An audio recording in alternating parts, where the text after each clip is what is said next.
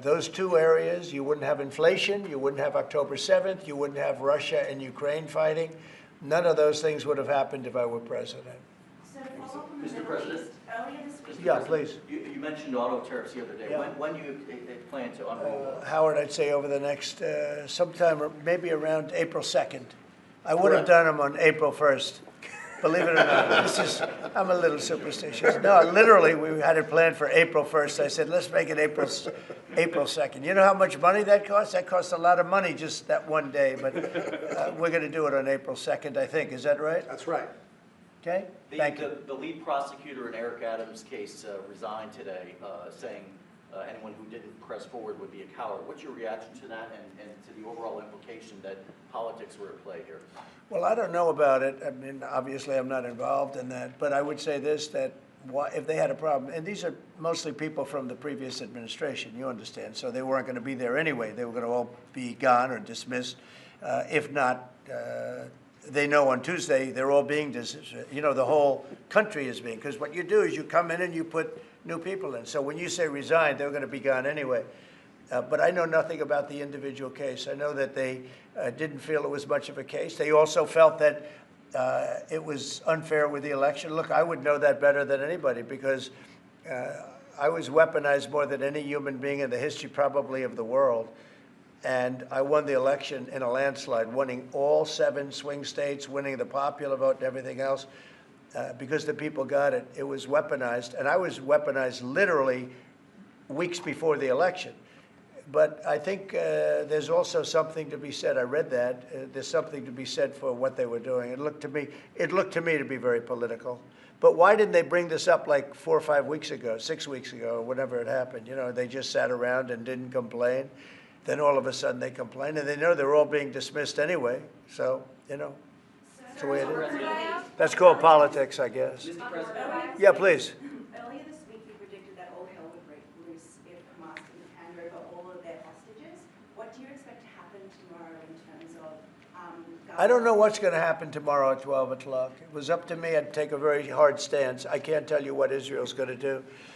But I watched the last people come out, and I looked at a before and an after picture. One guy was a big, strong, healthy guy. Could say he was a little bit overweight. He's not overweight anymore. He looks like he just came out of the Holocaust. It looks like a Holocaust picture. I've looked at him for a long time, and they've been treated very badly. A young lady came out last week. Her hand was blown off. I mean, literally, her hand was trying to stop a bullet that was headed for her face. She put up her hand. She goes like this and wiped out her fingers and a lot of her hand. Now, I would take a different stance, but it depends. Look, it depends what Bibi's going to do. It depends what Israel's going to do. But and now I understand they've totally changed. Hamas has totally changed. They want to release hostages now again. But you have to see, this started by them saying, we're not going to release the hostages as we said we were. I said, good. You have till 12 o'clock on Saturday, which is tomorrow at 12 o'clock to do it. And we didn't hear anything. Then all of a sudden, 2 days ago, they said, no, we've decided we're going to release the hostages. So, but I actually think they should release all of the hostages. Remember, they're probably as bad as they looked. I mean, I don't like to say that, but they looked real bad 4 days ago, 5 days ago when I saw them. And the young ladies that came out were treated really badly. You don't know what happened, but I do. They were treated really badly. But as bad as they look, the ones that follow probably will look a lot worse. I think they're sending out their most healthy. And they've been hit hard on that, Hamas. So they probably didn't want to release. But they changed their mind. I said 12 o'clock tomorrow, and all of a sudden, 2 days ago, yesterday, they said they're going back to releasing. But this all started by them saying, we are not going to release any more hostages. And then yesterday they said they are going to release the hostages. But I think they should release all of the hostages. About 75,000 workers took this deferred resignation. It's a little bit short of the 5 to 10% goal you were hoping to hit. Do you think you'll have to make up the rest of that number in layoffs? No, look, that's 75,000 more than we would have had. And nobody knows what that final number is because in the end, I think a lot of people aren't going to show up to work. A lot of people, they got used to staying home and quote, working. But You know, I wonder if they had other jobs or other things. You know, they have a lot of problems with that. No, 75,000 is a lot of people. And we paid them well. You know, we gave them a lot of months of severance pay, if you call it that. But no, I think you'll probably have some more too, in addition. It's a big, tremendous saving for our. We want to downsize government, but make it better. Run it better, but downsize. Yeah, please. So can I ask about the UK? I understand that you had a phone call with Keir Starmer I yesterday. did. I just signed a letter to him. He asked for a meeting, and I agreed to the meeting. We're going to have a friendly meeting. Very good. We have a lot of good things going on. But he asked to come and see me, and I just accepted his asking. Do you have a date for that, sir? And what do you hope to Very soon. I think he wants to come next week or the week after. And what do you hope to discuss? I don't know. It was his request, not mine. But, you know, I've met him twice already. We get along very well. He's a very nice guy. Thank you very much, everybody. Thank you. Thank you very much. Appreciate it. Thank you, Brian. Will there be carve-outs, sir? Thank you, press. Thank The you. tariffs? Thank you, press. Thank you, press. Thank you, sir. Thank you. Thank you. Thank you, sir. Thank you. Good job. Thank you guys.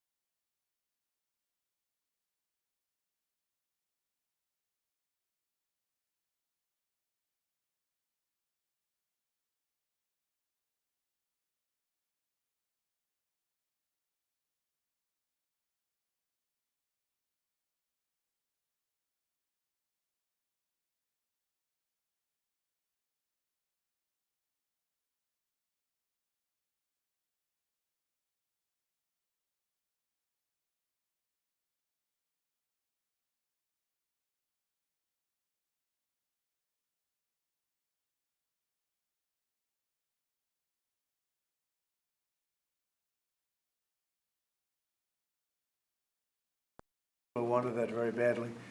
Okay. Okay, and here is an executive order establishing the National Energy Dominance Council. So that will be chaired by the Secretary of the Interior, Mr. Burgum, and the Vice Chair, Chris Wright. And so this will reduce costs with respect to energy, establish American independence with energy, and also unleash energy dominance. Good, thank you. And this is a big deal. We have more energy than any other country, and now we're unleashing it, to put it nicely. And I'd like to ask Doug, you're going to be heading it up. You and Chris, would you say a few words about it, please? Yeah, absolutely, sir. Good afternoon. President Trump wisely understood that under the Biden administration, there was a war against American energy, and today that war officially has ended. President Trump on day one declared a national energy emergency, and this is a real emergency because under the Biden administration restricted the production of oil and gas. Production's still coming, but when you stop holding leases, when you take 625 million acres of land out of ocean land, out of production possibilities through an executive order, you're really restricting the balance sheet of America. But today, as President Trump said, this is unleashed. The National Energy Dominance Council will be made up, all the folks that are standing beside me here, other cabinet leaders and many more, represent President Trump's wise decision that we need a whole-of-government approach to unwind.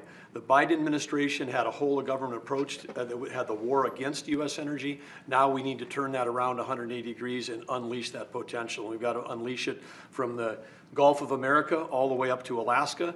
We have amazing resources in this country, and we haven't been getting a return on them. Many of these are under public lands. The interior has 500 million acres of surface, 700 million acres of subsurface minerals, critical minerals, and offshore close to 2 billion acres. And that balance sheet is the biggest balance sheet in the world, and it's been completely underutilized. Everybody knows we have 36 trillion in debt as a country, but no one knows how many hundreds of trillions of dollars of assets we have. And President Trump is asking us to go get a return on that investment for the American people. And with that, we're going to have prosperity at home with lower prices, and we're also going to have peace abroad, because the wars that we've been engaged in, or our allies have been fighting over the past few years, have been funded by the oil sales of our adversaries. So we have an opportunity, and we also are in an AI arms race with China. The only way we win that is with more electricity. And we also have an energy emergency in terms of electricity. Too much intermittent, unreliable, not enough base load. We've been shutting down the base load that we have. President Trump is going to reverse that, and it's going to allow us to win the AI arms race, which is the most important thing that we have to do relative to our future. So with that, I want to say again, thank you to President Trump, and I want to thank my fellow members of the Energy Council here. I'm going to kick it over to the Vice Chair, Chris Wright, who's the Secretary of the Department of Energy. Thank you, Secretary Burgum. Today is truly a great day for our country today. And Secretary Burgum laid out so many of the problems the last 4 years. If you put barriers in front of energy, you make it more expensive, you make it less reliable, you make it harder to do business here, and harder for our consumers to pay their bills. With this fantastic action from our president, we now have authority across the government to lean in to fix these problems. And I'll start out with one specific right away. This morning I signed our first LNG export license, unpausing the pause in action. The Commonwealth LNG project that'll be on the Gulf Coast in Louisiana is now officially ready to go. This will be a large construction project for American workers. It'll draw demand for more American energy production that'll be shipped overseas to our allies. Many more of those to come.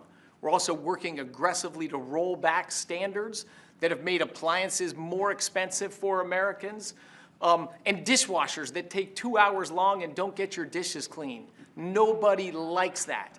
That's about standing in the way. And with this President Trump and our new National Energy Dominance Council, there's so many things we can do to make American lives better, bring down costs, and grow opportunities. And with that, I'm going to kick it over to a fellow member of the council, our Administrator of the EPA, Lee Zeldin.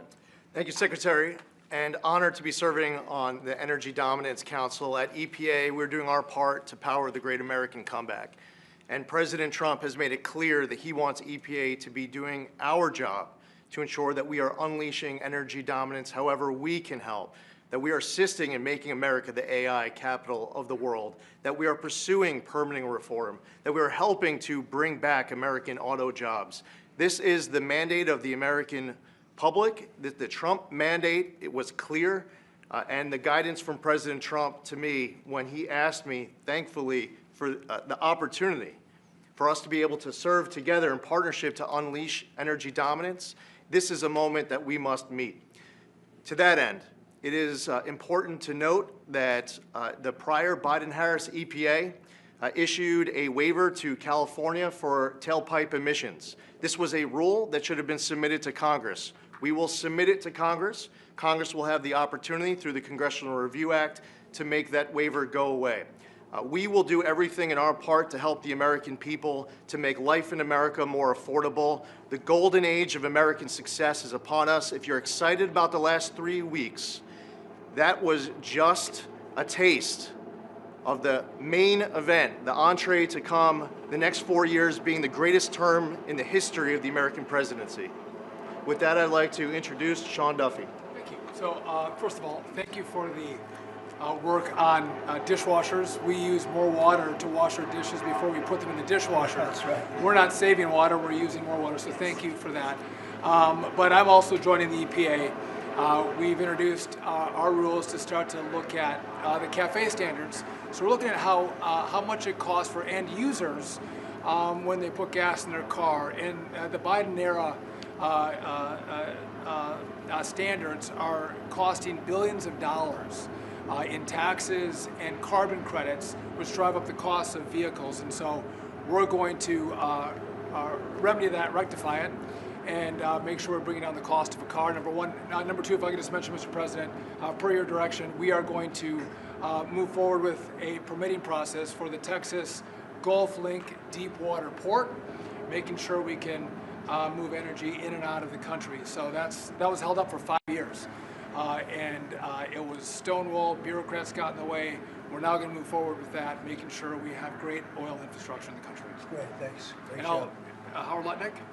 Yes. So, the nanny state, you're feeling the end of the nanny state, from straws made of paper to regulation endlessly harming Americans and holding us back.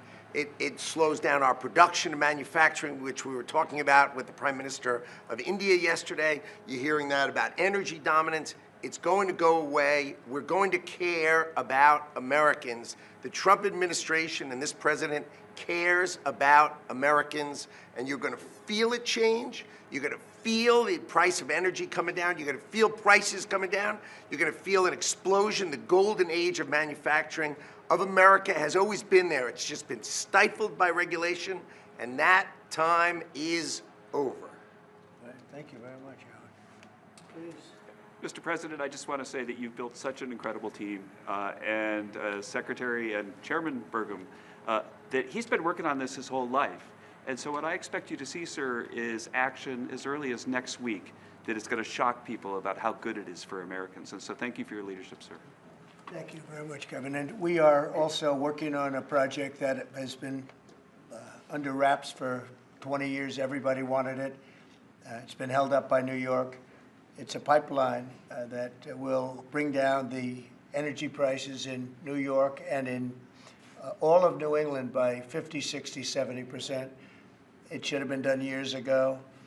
We'll be speaking to New York, and the New York is actually the biggest beneficiary because their energy costs are very high. This will reduce them very substantially. But all of the governors want this to happen, and I think it's going to happen. It's now going to happen. It's something that's would rather not have to go eminent domain. We'll do that if we have to in New York, but hopefully we won't have to do that. This again will bring down energy prices in New England by numbers that nobody can even believe, probably 50, 60%, maybe even more than that. A lot of them don't even pay energy because they have no energy. They use logs. They go out and they cut down a tree. It's really a terrible situation. So we're going to get this done, and we can have it done once we start construction. We're looking at anywhere from 9 to 12 months, if you can believe it. It's going to go very rapidly. The other thing I'd like Doug to mention, the 635 million acres that Biden so viciously took out of our our net worth. If you look at it from the standpoint of a company, you talk about net worth. They've destroyed our net worth. We're putting it back. It will be back as of this afternoon. And Doug, could you mention that? All of the millions and millions of acres that he just handed back to nobody. The executive order by President Biden that wiped out these trillions from our balance sheet, President Trump signed an executive order instructing me as the Secretary of Interior to unban that ban, and that's been accomplished. And so those are back on the U.S. balance sheet. Okay. Sorry, which one is that? The 625 million acres of offshore that was banned from further lease sales. Further anything. And 625 million acres is Right. 1/3 the size of the lower 48 that was taken off our balance sheet. It's back on there now. President Trump cares about the American people. He knows that these public lands belong to the public. They don't belong to Washington bureaucrats from the prior administration, and we're going to make sure that we get a return on investment for the American people. The amount of money that he took off our balance sheet, if you look at it as a balance sheet, it was incalculable. Nobody's ever seen anything like it. And he did that, I guess, in the last few days of the administration. He just wiped it out. 635 million acres, which if you sit down and look, it's like, that's a major part of the ocean. And he just gave it away and took it away. And fortunately, it wasn't done with an act of Congress or anything. And we did it in a, I think, very abbreviated, very quick, and very legal procedure.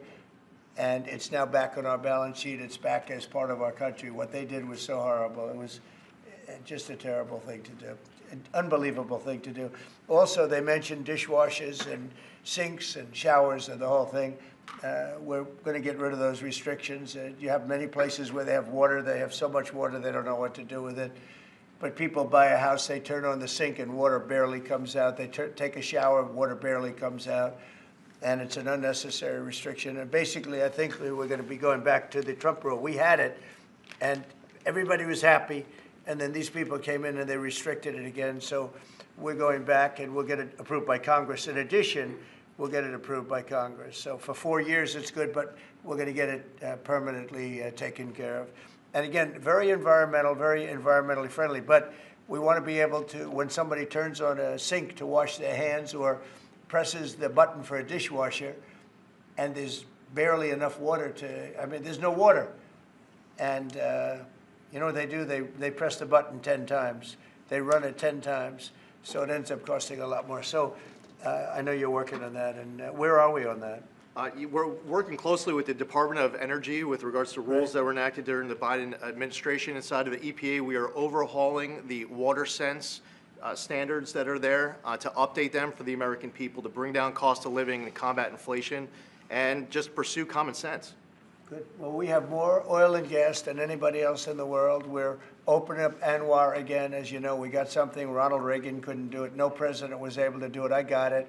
And the first week in office, the Biden administration terminated that. ANWR is the biggest site, probably bigger than Saudi Arabia. We don't know yet, but it's of that size or bigger. And we hit gold, and I call it liquid gold, but we hit gold, and for whatever reason, they terminated it, and we were just ready to start utilizing it. This could take care of all of Asia, energy-wise, very close to Japan. In fact, Japan wants to go and be our partner in doing the pipeline going right into the ships. So they expressed tremendous interest. So did Prime Minister Modi of India. And just in closing, both Prime Minister Modi and the Prime Minister of Japan, both very good people, they said we couldn't make a deal. We couldn't get any energy. I mean, you wonder what was going on with our country. They couldn't make a deal to get any energy from the Biden administration. They just couldn't do it. There was nobody to deal with. They didn't know how to go about it. And they're very happy that we're here. But we're going to really benefit our taxpayers, and we're going to benefit our country. So I want to thank everybody for coming. This is a very big bill. This is really going to be energy dominant. We're going to be energy dominant like nobody else. And this doesn't even discuss all of the electricity that we're going to be producing for all of the AI plants. You know, they need double the electricity at least that we have right now. So you take all of our electricity that we have all over the country just for AI to do it right and to win that war, which we're leading by a lot. because of what we've done over the last few weeks. We're leading by actually a lot. But if you take all of it, we have to double our electricity needs just for the AI, and that doesn't include the other technologies. So it's a real honor to sign this bill. We're going to also work on CAFE standards. Lee, you're going to be doing that and make that whole situation, bring that back into reality, and I think very quickly, having to do with cars. Thank you very much. Did Modi cut any tariffs yesterday as part of your meeting? No, but in 2 weeks we will have another one. Yesterday was very big. Reciprocal tariffs was very big, and I explained to the Prime Minister of India, Prime Minister Modi, very good man, his tariffs are very, very high. India's tariffs are among the highest. And I said, well, now, you know, we were very low. We were the lowest. They're just about the highest. There are others as high, but not much higher. And I said, no, from now on, what we do is what you charge us, we charge you. It's very simple. So whatever you're charging us, you can go as high as you want. Whatever you charge us, we charge you. Did he make any pledges? And I wouldn't say they were thrilled to hear that, but that's the way it is. Tariff, I told you, is a beautiful word. Fourth most beautiful. Did he make any pledges about BRICS nations not undermining the dollar? You had threatened Yeah, 100% tariffs. BRICS, the BRICS nations, I think that's breaking up very rapidly. We said that if they're going to go in and do anything to undermine the dollar, that includes China. I don't even know that they're a member of BRICS, but they had a few nations get together to try and play cute. And I said, we're going to put a 100% tariff on every one of those nations. And at the mere thought of saying that, I think that's all broken up. That idea has no longer sailed. Now, that would be a terrible thing for our country. It would be bad for the world. They wanted to undermine the dollar. 6 nations got together. They want to undermine the dollar. That didn't work out too well. Not going to happen. And we're getting along with a lot of nations now, frankly. There's a lot of respect for the United States. We have regained the respect that we should have, but we've also done things to deserve it. I mean, we've freed up our country, and you're going to see this is basically energy dominance, and it's going to be environmentally clean, environmentally wonderful, and taxes will be very reasonable based on this. We're going to make more money than anybody's ever made with energy. We have more energy than anybody else, and it's clean energy, very clean, beautiful energy. We're lucky. We have it. I call it liquid gold under our feet, and we're going to utilize it. So this is a very big bill, and I have a very talented group of people behind me. This gentleman was the #1 man in all of the oil industry. They said there's nobody like him, Chris Wright. And you know Doug actually made a tremendous fortune in technology, and he said, I'm going to run for the governorship of, he loves his state, of North Dakota. And he did, and he made it so energy powerful that I think you're more proficient at energy than technology, but what do I know? And this guy, everybody knows him, Sean. He's been, he's done a fast study on transportation, and he knows, he's learned a lot over the last few months. He's learned a lot. He's really been great. And Howard has built one of the great companies, Cantor Fitzgerald. It was wiped out, completely wiped out, other than a few people left in Europe. And he rebuilt the company into a bigger, better company. Cantor Fitzgerald is one of the most, absolutely one of the top companies on Wall Street, stocks, bonds, trading. And he took that, I mean, he literally watched the plane go into the building, into the World Trade Center. Amazing story. That alone is an amazing story. He was delayed because his wife insisted that he finally, after years, take his child to school. So he took his child to school that one day, because normally he would have been in the building at 6 o'clock in the morning. That's that business, right? So you owe your wife a lot and your child a lot, right? But his wife insisted that he take his child to school. For 5 years he didn't do it. He was horrible. What kind of a father was he? Okay, I'll do it. And he was therefore driving down at 8:43, whatever the time was, down the West Side Highway, and he saw the plane go into the side of the building. He said, wow. And he occupied the top 3 floors of the World Trade Center, of the one building of the World Trade Center. And you know what happened there? He lost 100% of the people in that, his whole company was there. And he rebuilt his company step by step over years. and became bigger and stronger, and he gave a tremendous amount of the profit to the families of the people that died, which he didn't have to do. And now he's working with us. He did an incredible job. I mean, anybody in that world, they know Howard Lutnick very well, and I'm honored to have him running Commerce. He's going to be incredible. He loves the country. And Lee was a great lawyer, a great congressman, very successful person, both as a lawyer and as a congressman, and knows a lot about the environment, cares about the environment, and we were lucky that I was very happy that you joined, and he was with me right from the beginning, always was with me, and I've always been with him. And Kevin Hassett, we know everybody knows Kevin, and he's fantastic. And you and Lindsay, you and your team are incredible. The job you've done, we really appreciate. Thank Will. And the job you guys are doing is really fantastic. We're knocking this out. Brian, do you have a question? I actually do. What kind of piqued my interest is growing up on the Texas Gulf Coast, natural gas, the LNG that you mentioned. Yeah. What's the potential for like new jobs or growth in that area? I mean, that part of the country, Southwest Louisiana, Southeast Texas, they depend on that. I would say that potential is simply tremendous. You know, 20 years ago, the United States was the biggest importer of natural gas in the world. And we had natural gas prices 2 or 3 times higher than they are today. But with shale revolution and great entrepreneurs in Texas and Louisiana and across our great country, we are now today the largest net exporter of natural gas in the world. And so much of the world is depending upon natural gas is the fastest growing energy source, has been for 50 years. We were the driver of that, and then we paused. We stopped our ability to grow natural gas exports. Both the Japanese government and Indian government expressed great distress about that. They're going to count on energy imports from the U.S., and we may just change our mind. So I think they're thrilled to see the actions of this president say America's open for business.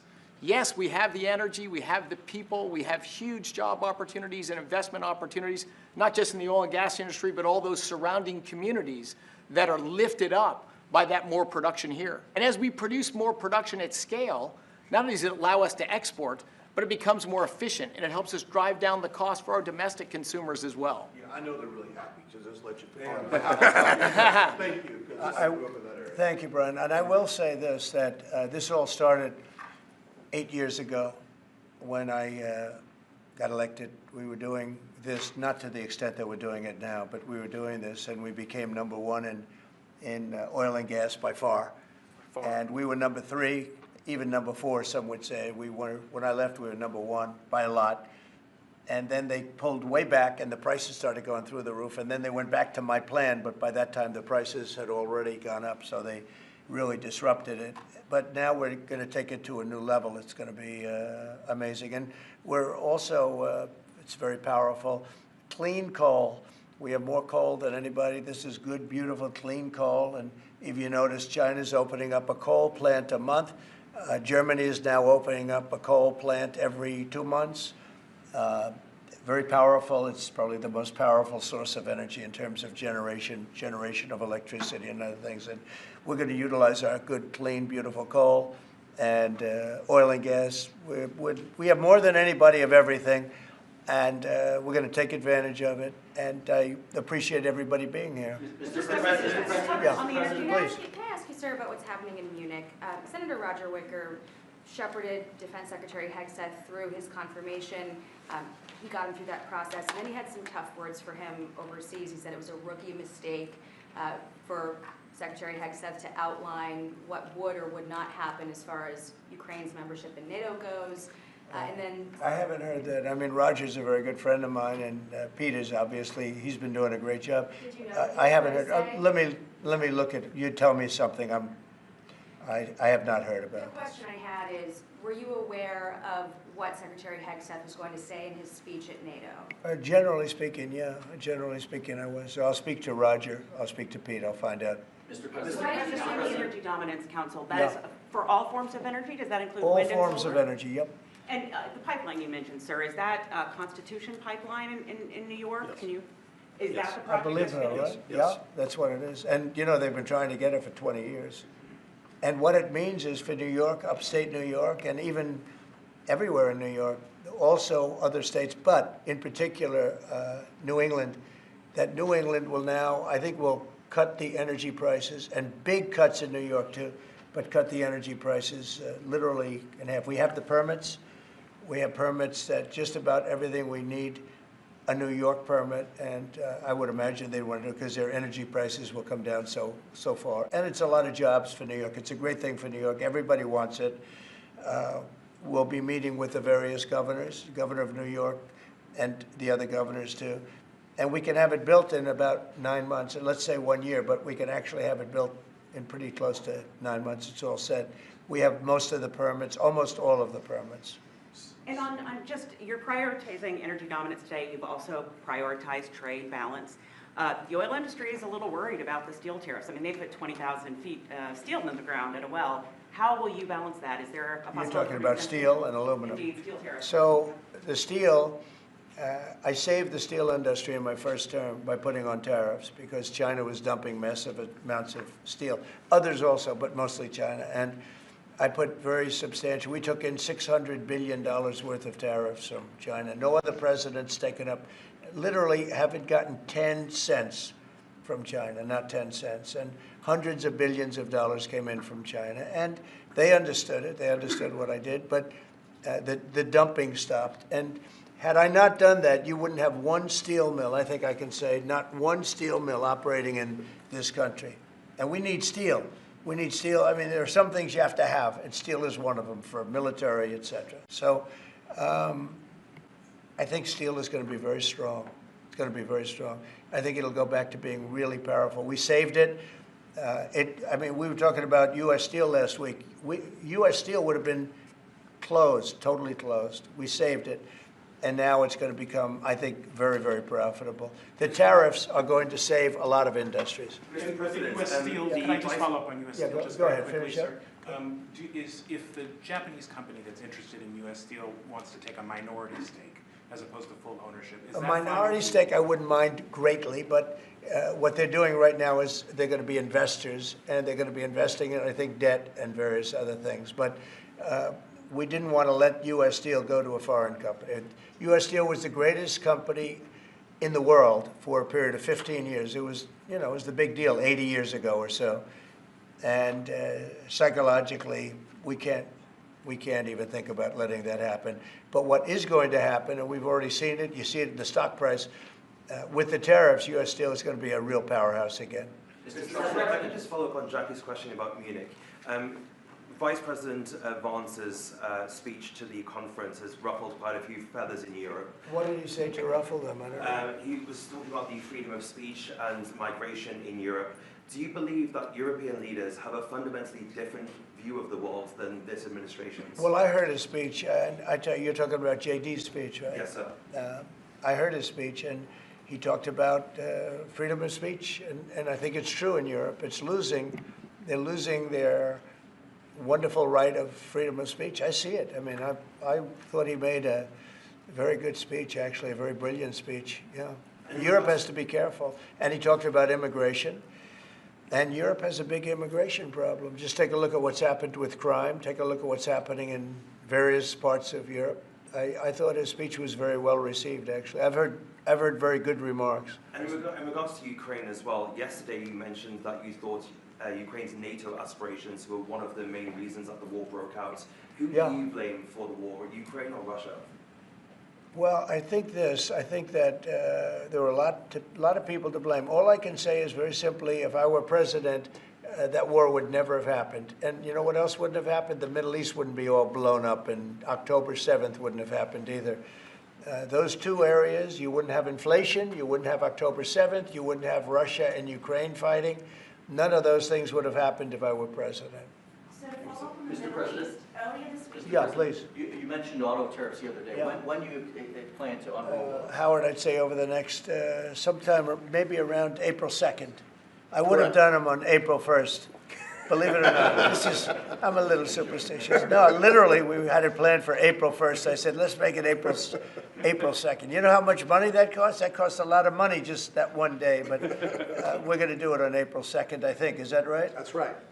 Okay, thank you. The lead prosecutor in Eric Adams' case resigned today, saying anyone who didn't press forward would be a coward. What's your reaction to that and to the overall implication that politics were at play here? Well, I don't know about it. I mean, obviously, I'm not involved in that. But I would say this, that if they had a problem, and these are mostly people from the previous administration, you understand, so they weren't going to be there anyway. They were going to all be gone or dismissed. If not, they know on Tuesday they're all being dismissed. You know, the whole country is being, because what you do is you come in and you put new people in. So when you say resign, they're going to be gone anyway. But I know nothing about the individual case. I know that they didn't feel it was much of a case. They also felt that it was unfair with the election. Look, I would know that better than anybody because I was weaponized more than any human being in the history probably of the world. And I won the election in a landslide, winning all 7 swing states, winning the popular vote and everything else because the people got it. It was weaponized. And I was weaponized literally weeks before the election. But I think there's also something to be said. I read that. There's something to be said for what they were doing. It looked to me to be very political. But why didn't they bring this up like 4 or 5 weeks ago, 6 weeks ago, or whenever it happened? You know, they just sat around and didn't complain. Then all of a sudden they complain, and they know they're all being dismissed anyway. So, you know, that's the way it is. That's called politics, I guess. Mr. President? Yeah, please. Earlier this week, you predicted that all hell would break loose if Hamas didn't hand over all of their hostages. What do you expect to happen tomorrow in terms of I don't know what's going to happen tomorrow at 12 o'clock. It was up to me. I'd take a very hard stance. I can't tell you what Israel's going to do. But I watched the last people come out, and I looked at a before and an after picture. One guy was a big, strong, healthy guy. Could say he was a little bit overweight. He's not overweight anymore. He looks like he just came out of the Holocaust. It looks like a Holocaust picture. I've looked at him for a long time, and they've been treated very badly. The young lady came out last week. Her hand was blown off. I mean, literally, her hand was trying to stop a bullet that was headed for her face. She put up her hand. She goes like this and wiped out her fingers and a lot of her hand. Now, I would take a different stance, but it depends. Look, it depends what Bibi's going to do. It depends what Israel's going to do. But and now I understand they've totally changed. Hamas has totally changed. They want to release hostages now again. But you have to see, this started by them saying, we're not going to release the hostages as we said we were. I said, good. You have till 12 o'clock on Saturday, which is tomorrow at 12 o'clock to do it. And we didn't hear anything. Then all of a sudden, 2 days ago, they said, no, we've decided we're going to release the hostages. So, but I actually think they should release all of the hostages. Remember, they're probably as bad as they looked. I mean, I don't like to say that, but they looked real bad 4 days ago, 5 days ago when I saw them. And the young ladies that came out were treated really badly. You don't know what happened, but I do. They were treated really badly. But as bad as they look, the ones that follow probably will look a lot worse. I think they're sending out their most healthy. And they've been hit hard on that, Hamas. So they probably didn't want to release. But they changed their mind. I said 12 o'clock tomorrow, and all of a sudden 2 days ago, yesterday, they said they're going back to releasing. But this all started by them saying, we are not going to release any more hostages. And then yesterday they said they are going to release the hostages. But I think they should release all of the hostages. About 75,000 workers took this deferred resignation. It's a little bit short of the 5 to 10% goal you were hoping to hit. Do you think you'll have to make up the rest of that number in layoffs? No, look, that's 75,000 more than we would have had. And nobody knows what that final number is because in the end, I think a lot of people aren't going to show up to work. A lot of people, they got used to staying home and quote, working. But, you know, I wonder if they had other jobs or other things. You know, they have a lot of problems with that. No, 75,000 is a lot of people. And we paid them well. You know, we gave them a lot of months of severance pay, if you call it that. But no, I think you'll probably have some more, too, in addition. It's a big, tremendous saving for us. We want to downsize government, but make it better. Run it better, but downsize. Yeah, please. So, can I ask about the UK? I understand that you had a phone call with Keir Starmer yesterday. I did. I just signed a letter to him. He asked for a meeting, and I agreed to the meeting. We're going to have a friendly meeting. Very good. We have a lot of good things going on. But he asked to come and see me, and I just accepted his asking. Do you have a date for that, sir? And what do you hope to Very soon. I think he wants to come next week or the week after. And what do you hope to discuss? I don't know. It was his request, not mine, but, you know, I've met him twice already. We get along very well. He's a very nice guy. Thank you very much, everybody. Thank you. Thank you very much. Appreciate it. Thank you, Brian. Thank you, press. Thank you. Thank you, press. Thank you, press. Thank you, sir. Thank you. Thank you. Thank you, sir. Thank you. Good job. Thank you. I know it's hard. Thank you, guys. Sign. Thank you very much, sir. Thank you.